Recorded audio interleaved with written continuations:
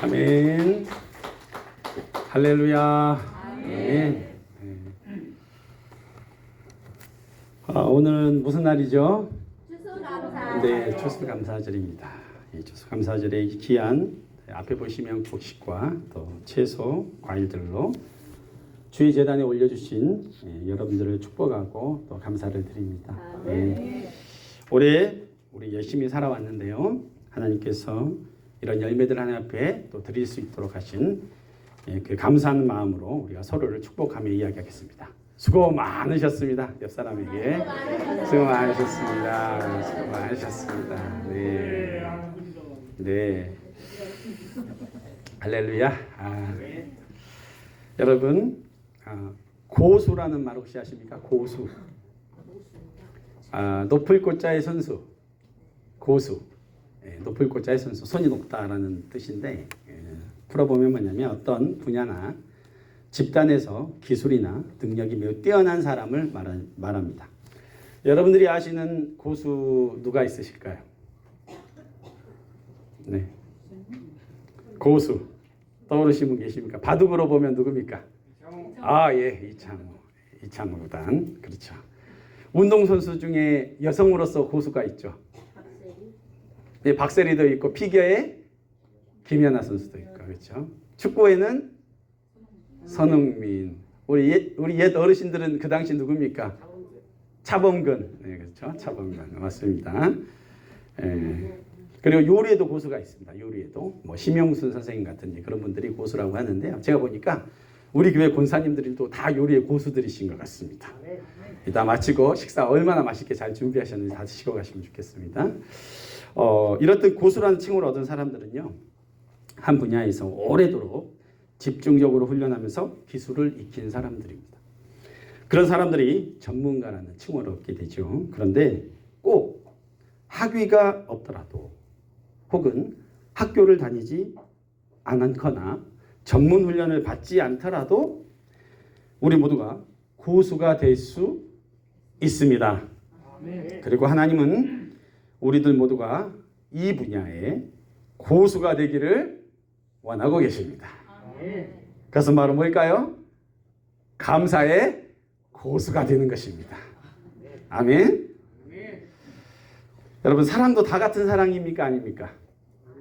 아니죠. 해보신 분들은 다 아십니다. 예, 깊이가 다르죠. 그렇듯이 감사도 사실 사람마다 그 깊이와 넓이가 다르다는 것입니다. 죄와 벌을 쓴 도스토예프스키가 이런 말을 했어요. 인간은 참 감사할 줄 모르는 두 발 가진 동물이다. 그러니까 사람은 감사할 줄 안다 모른다는 거예요? 모른다는 거예요. 정말 업처구니 없을 정도로 감사를 모르는 게 누구다? 인간이라는 것이에요.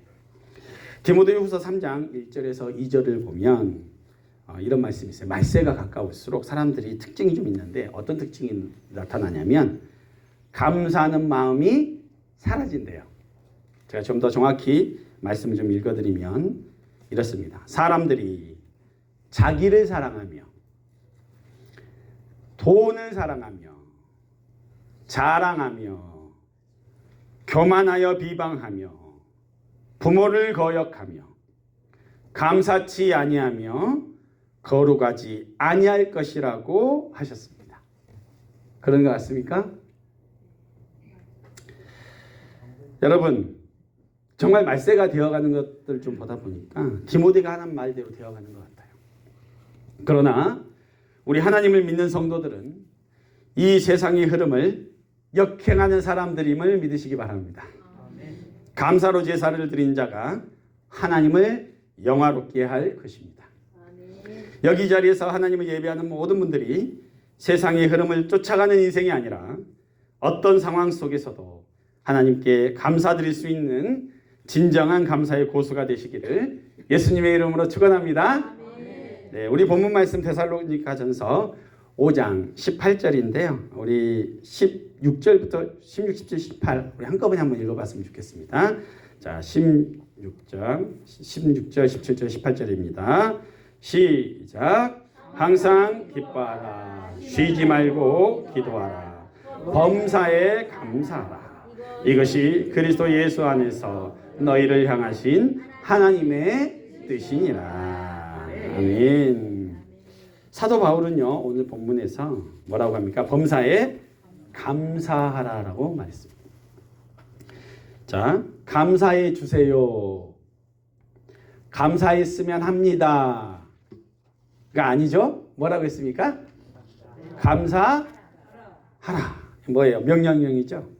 그럼 언제 하라고 했습니까? 어떤 상황에 하라고 했습니까? 모든 상황에서. 항상 모든 순간 범사에 감사하라고 명령했습니다. 여러분, 범사는요, 이 범사라고 쓰는 이 헬라어 단어의 뜻이, 헬라어는 엔판테라고 하는데요. 이 단어에는 세 가지 의미가 있답니다. 첫 번째는 뭐냐면 모든 형편. 범사라는 게 모든 형편, 또 모든 일, 또 모든 사건을 의미한다고 합니다. 한마디로 뭐예요? 전부.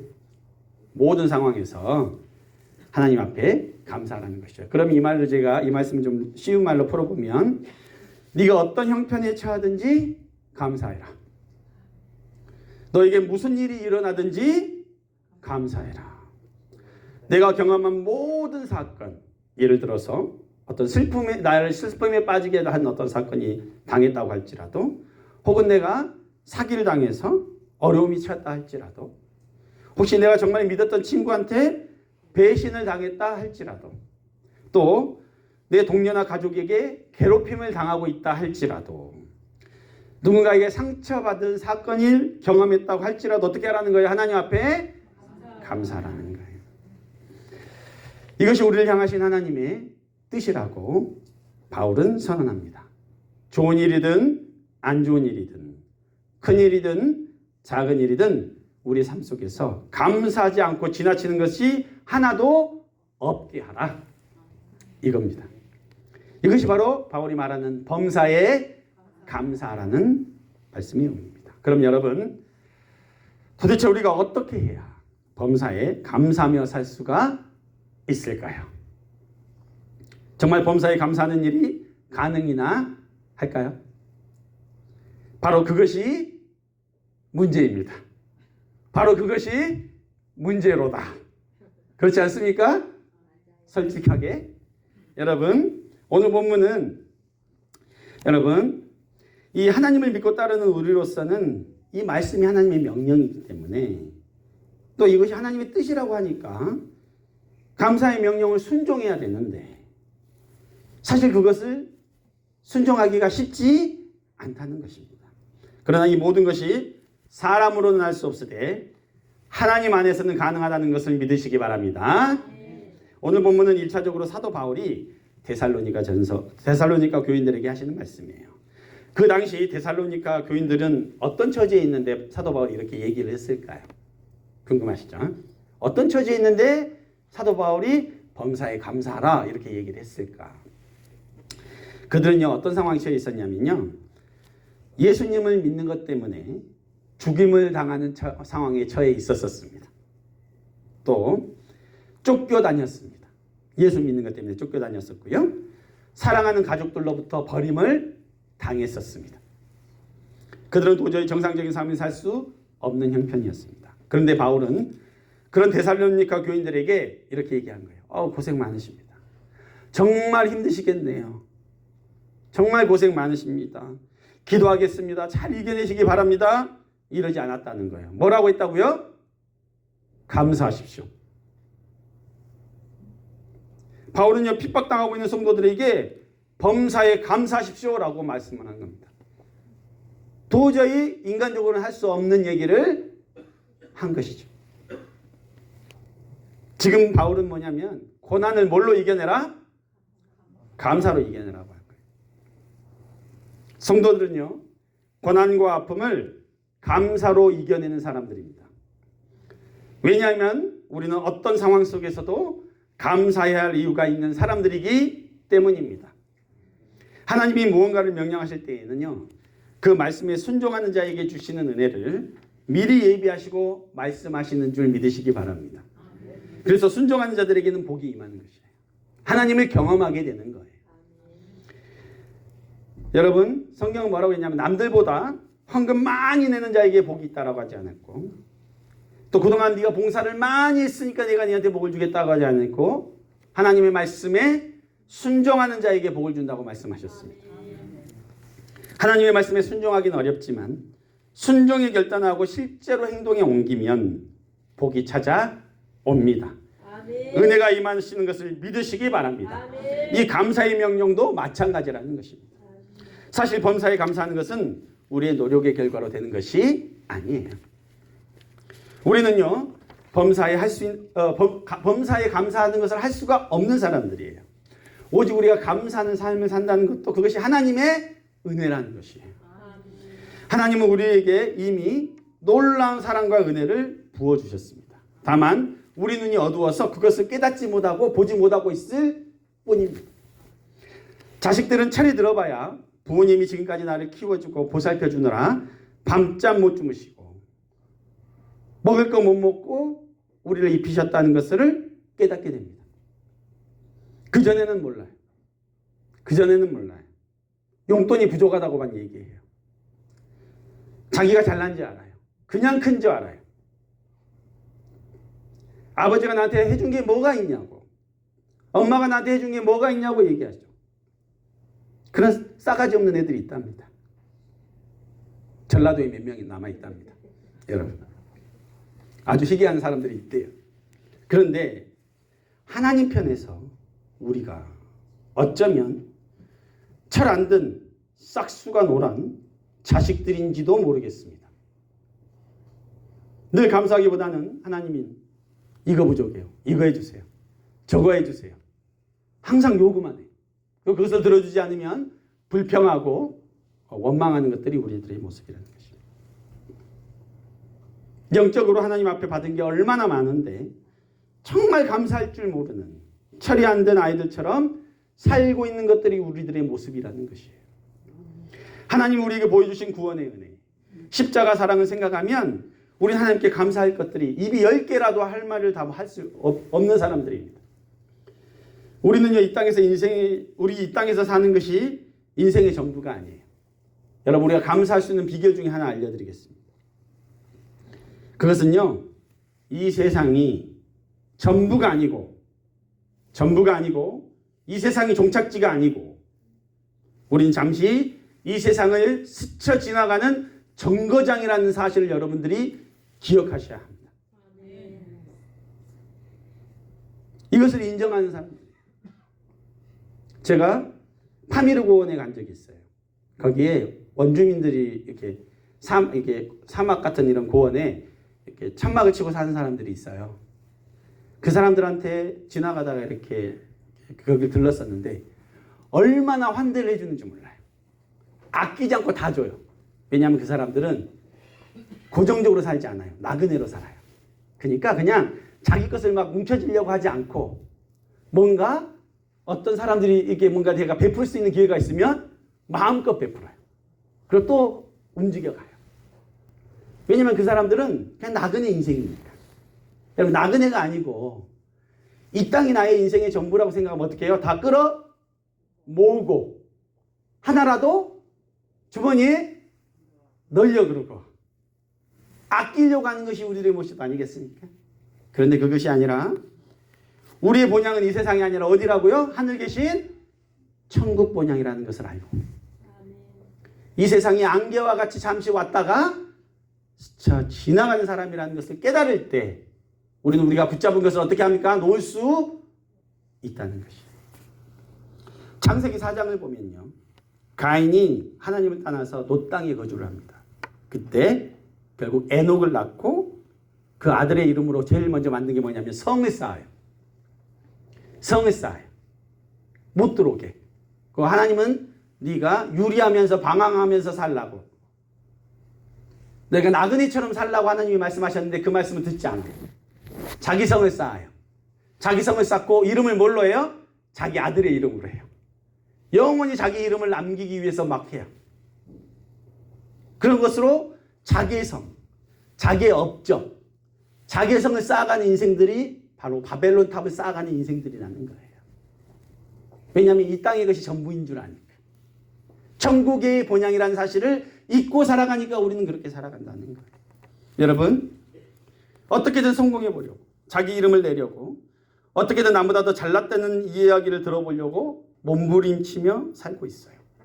늘 남하고 비교하고 더 좋은 집, 더 많은 수입, 더 좋은 학벌, 더 높은 지위를 얻고자 정말 애쓰면서 살아가요. 그러나 우리가 이 세상에 얽매이는 것들에서 자유하지 못하면 결코 진정한 감사를 하나님 앞에 올려드릴 수 없습니다. 가진 것으로만 감사할 수밖에 없는 거예요. 깊이가 어때요? 굉장히 낮다는 거예요. 넓이가 좁다는 거예요. 너무 단순한 감사들. 합격시켜 주시니까 감사합니다. 그죠? 하나님 나에게 이걸 주시니까 감사합니다. 그럼 정말로 수준 낮은 감사들로 살아간다는 거예요. 여러분, 주님은 세상에서 멸망당한 인생들을 위해서 구원하기 위해서 친히 이 땅에 오셔서 죄인들을 먼저 용서해 주셨죠. 자기의 몸을 찢으신 십자가 희생으로 우리에게 영원한 생명을 주셨습니다. 여러분, 우리 한번 생각해 보시면 여러분들 중에 옷 입고 태어나신 분 계십니까? 다 적신으로 태어났습니다. 실오라기 하나도 걸치지 않고 이 세상에 왔습니다. 다 누군가로부터 물려받거나 선물 받은 것들인 거예요. 우리가 가진 것들 중에 진정으로 우리의 것이 뭐가 있다고 생각하십니까? 내 집이 등기가 내 이름으로 돼 있다고 그게 내 것인 것 같습니까? 내 등기로 돼 있는 내 땅이니까 내 것인 것 같습니까? 아니에요. 다 하나님 앞에 빌려서 쓰고 있는 것입니다, 여러분. 이게 다 사실은 하나님의 것이에요. 하나님께 빌려 쓰고 있는 거예요. 우리 모든 나그네라는 거예요. 잠시 왔다가 안개처럼 사라질 인생들인데, 해 뜨면 안개처럼 사라져버릴 인생인데, 너무 세상의 것에 목매있고 가진 것에 목매이고 뭔가 얻기를 바라고 그러고 살고 있다는 거예요. 우리가 누리는 것들이 다 하나님께로부터 온 건데, 빚지고 있는 것인데, 가장 소중한 건 뭐예요? 빛, 소금, 공기.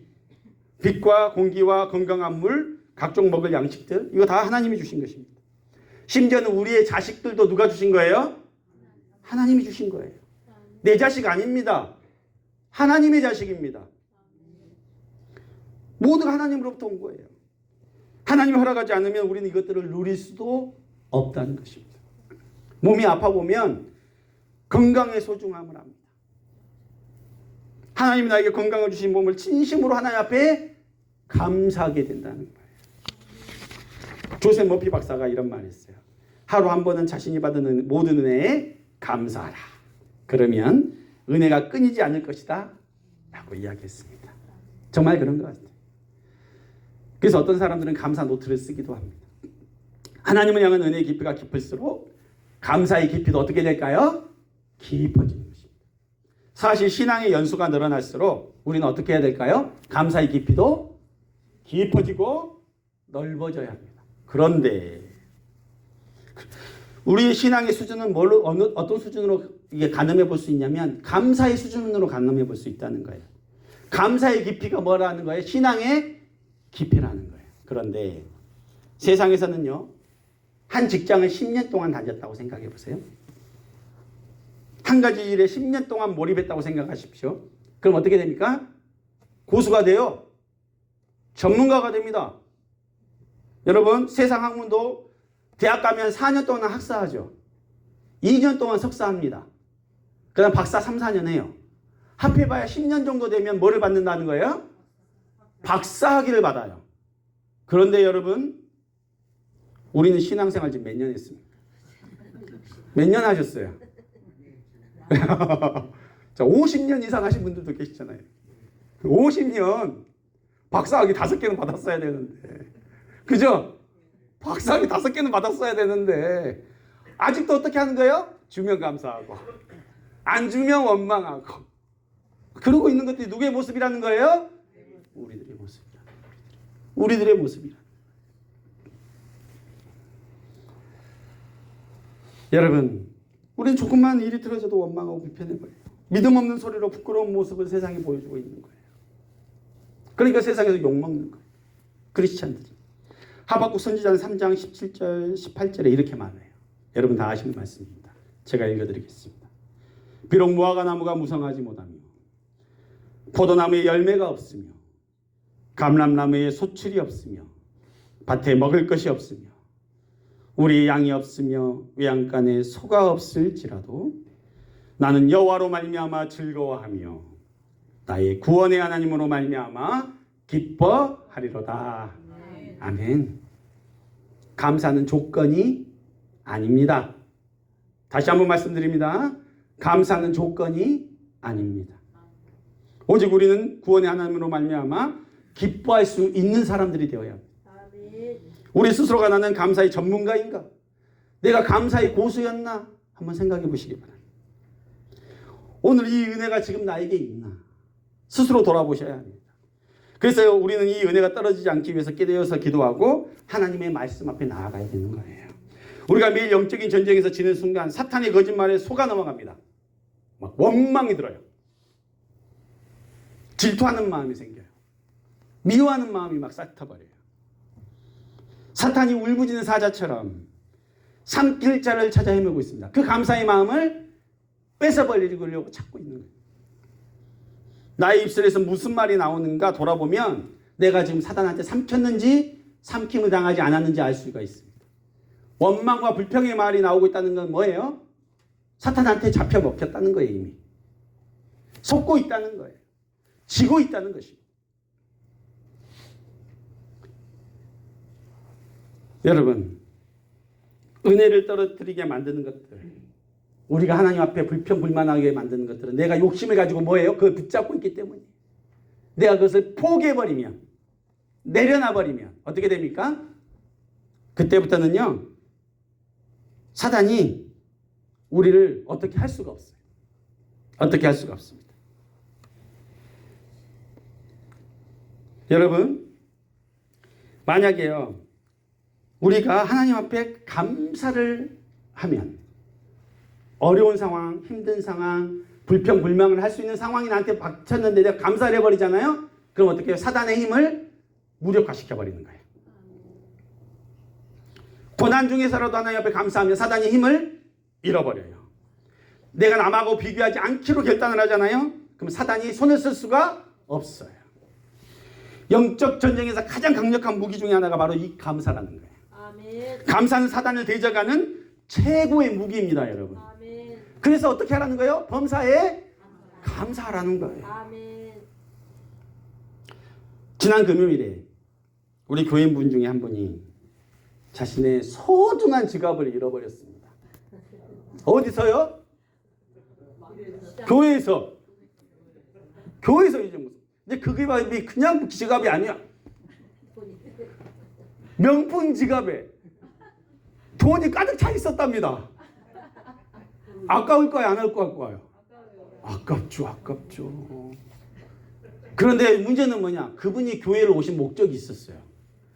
교회를 청소하러 왔어요. 근데 청소하러 와서 교회가 너무 지저분하니까 대청소를 했어.